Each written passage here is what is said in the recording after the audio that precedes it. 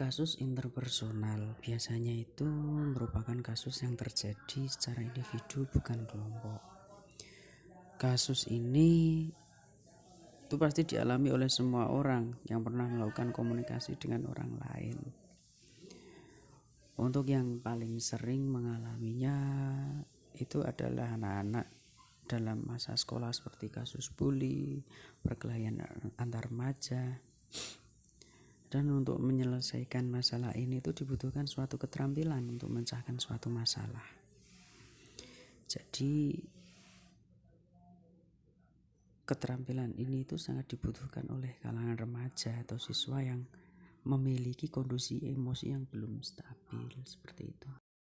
Dalam berhubungan dengan orang lain, setiap individu itu pasti pernah mengalami yang namanya konflik. Tidak lain disebabkan karena perbedaan pendapat, pengalaman, serta nilai. Dan konflik ini itu sering dinamakan dengan konflik interpersonal. Untuk menghadapi masalah atau konflik tersebut, setiap individu itu pasti memiliki cara sendiri, baik konstruktif, destruktif.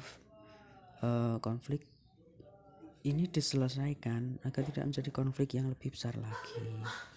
Karena dalam kawasan sekolah, kasus perkelahian itu sangat sering terjadi, tidak lain karena dalam rentan umur segitu anak-anak itu masih memiliki emosi yang belum stabil, seperti itu kira-kira.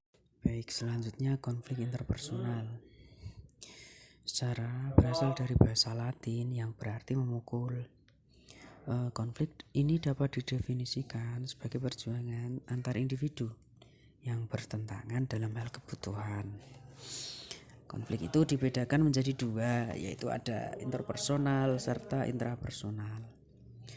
Nah, yang pertama, intrapersonal, itu adalah konflik itu terjadi karena dalam diri individu bersifat psikologis, yang artinya apabila itu tidak bisa diatasi maka dapat mengakibatkan gangguan mental seseorang. Yang kedua, interpersonal, yaitu konflik yang terjadi antara individu atau pribadi. Jadi konflik interpersonal itu muncul ketika dua orang itu sedang bertentangan. Konflik ini dapat disebabkan karena adanya kesalahpahaman antara individu yang tidak sama. Dan apabila ini tidak segera diselesaikan, itu nanti pasti akan menimbulkan suatu masalah yang cukup serius pada dua hubungan orang tersebut.